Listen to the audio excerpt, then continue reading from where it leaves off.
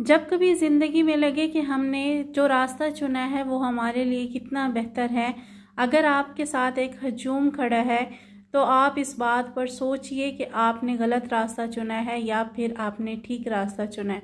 अगर लोग आपके खिलाफ बोलते हैं, अगर लोग आपको ताने कसते हैं, अगर लोग आपके मुखालिफ हैं, तो आप बिल्कुल सही रास्ते पर हैं। हजूम हमेशा झूठ और मुनाफकत के साथ होता है।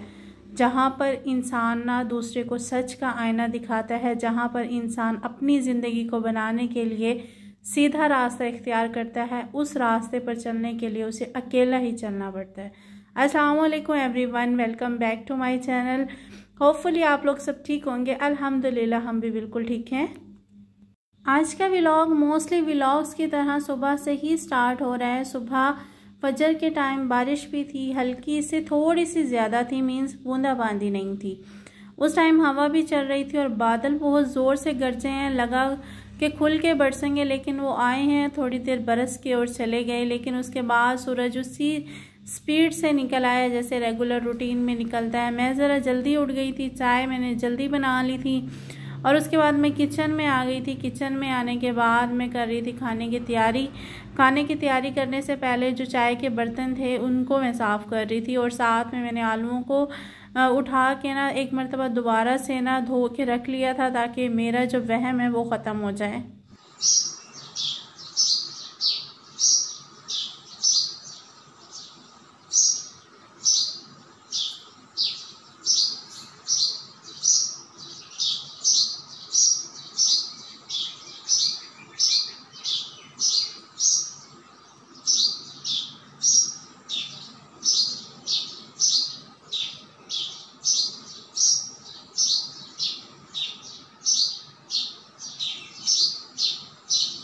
सोशल मीडिया पे एक स्टोरी सुनी, बहुत अच्छी लगी और दिल को जिस तरह छू जाती है कोई चीज़, वो कंडीशन थी।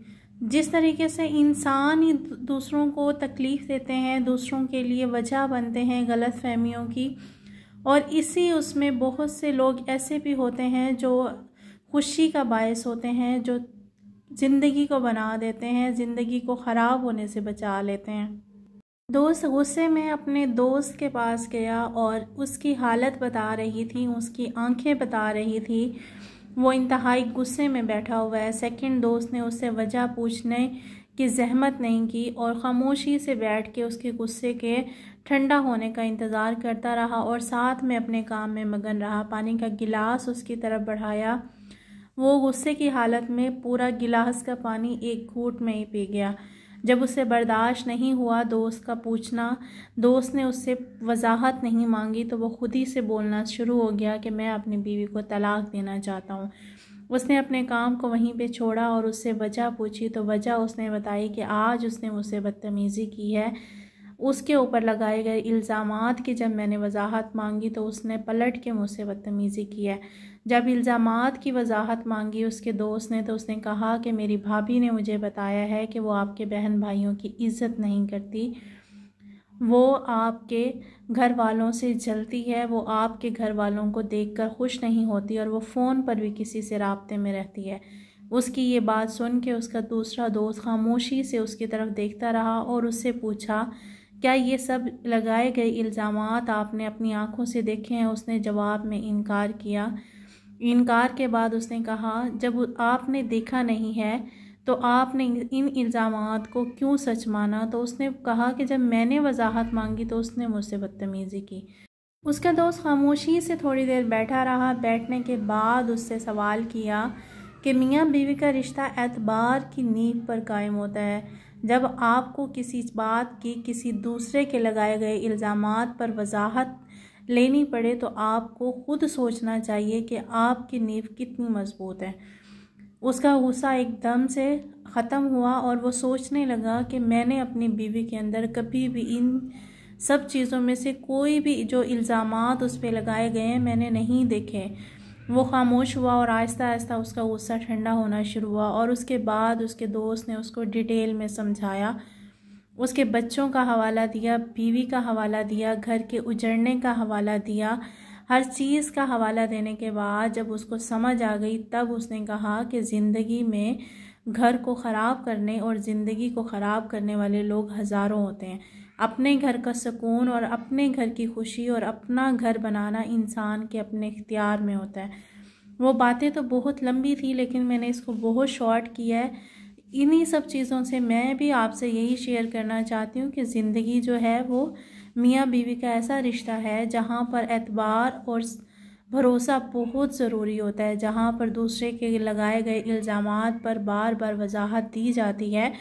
वहाँ पर ज़िंदगी गुजारना और वहाँ पर मौजूद इल्ज़ामात को बार बार साबित करना इंसान के बस से बाहर हो जाता है और इंसान फिर फ़रार का रास्ता ढूंढता है जो घर के उजड़ने पर तक पहुँच जाता है।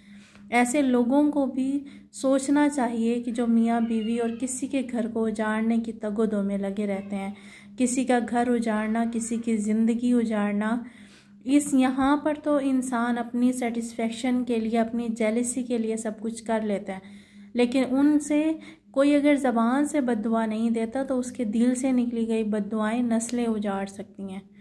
हमें दूसरों के घरों में, दूसरों की ज़िंदगियों में मुदाखलत और दूसरों के किरदार पर मुदाखलत करने से पहले सोचना चाहिए कि ये अमल हमारा कहाँ तक जाता है।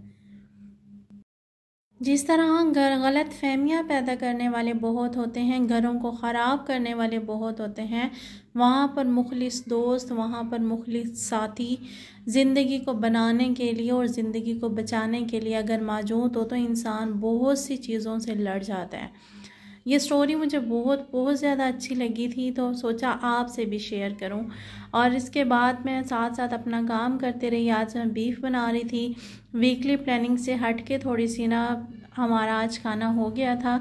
आज मूड नहीं था किसी सब्ज़ी का तो बीफ मंगवा लिया। उसके भी मैंने उसी तरीके से पोर्शन करके डिवाइड करके रख लिए थे। साथ में मैंने आटा गूंद लिया था और साथ में सेंटर में दोबारा से चाय बनी थी।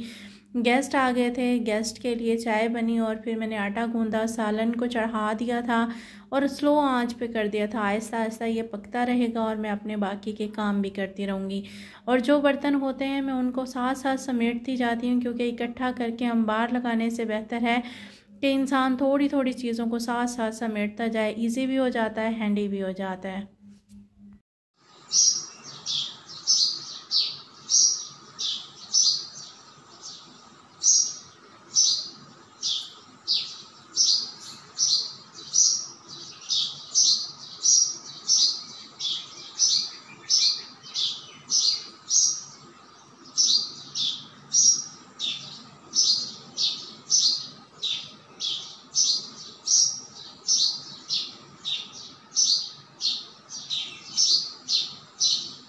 अगर आप लोगों को व्लॉग ज़रा सा भी पसंद आया हो तो लाइक, शेयर और सब्सक्राइब ज़रूर कीजिएगा और कमेंट में मुझे ज़रूर बताइएगा। अगर फ़र्स्ट टाइम चैनल पे आए हैं तो चैनल को सब्सक्राइब किए बिना मत जाइएगा। और साथ साथ मेरा खाना बन रहा था, साथ साथ मैं बाकी के काम कर रही थी। और आप लोग सुनाएं, आप लोगों की रूटीन कैसी चल रही है, मौसम आप लोगों के पास कैसा है और आप लोगों की व्लॉगिंग की जो एक्सपीरियंस है वो कैसा चल रहा है। मैं तो बहुत ही इंजॉय कर रही हूँ क्योंकि मेरा सारा टाइम इसमें मसरूफ़ हो जाता है। सारा दिन मुझे टाइम ही नहीं मिलता। पहले मेरे पास काम सिर्फ बच्चों के ट्यूशन तक महदूद था और घर के कामों तक। अब रूटीन इतनी बिजी हुई है कि सारा दिन ही मुझे फुर्सत नहीं मिलती।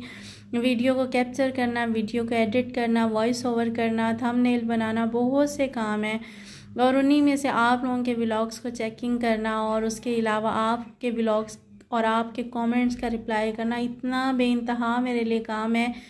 मैं खुशी से करती हूँ और मसरूफ़ रहती हूँ तो मुझे और ज़्यादा खुशी होती है, क्योंकि जब इंसान मसरूफ़ रहता है ना तो उसकी ज़िंदगी में बहुत सी अपॉर्चुनिटीज़ निकलती आती हैं और जब इंसान ना फारिग रहता है ना तो शैतान के घर बन जाता है। मेरा माइंड तो इसी तरीके से है कि मसरूफ़ियत फारिग रहने से बेहतर है।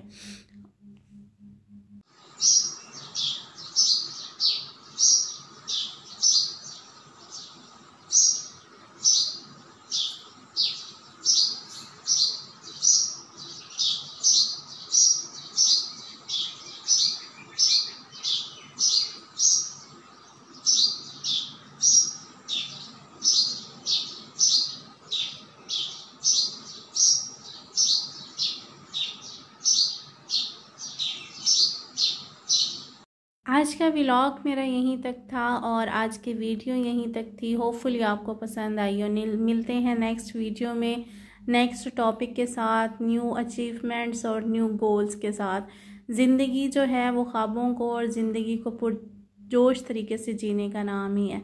अपना बहुत ज़्यादा ख्याल रखिएगा और अपने गोल्स को सेट करें। अपनी ज़िंदगी को बेहतर बनाने के लिए, अपनी लाइफ को के गोल्स को अचीव करने के लिए अपना कोई मकसद ढूंढे। बेमकसद ज़िंदगी से बेहतर है कि इंसान मेहनत करे। अपना बहुत ज़्यादा ख्याल रखिएगा, दुआओं में याद रखिएगा। मेरी तरफ से अल्लाह हाफिज़।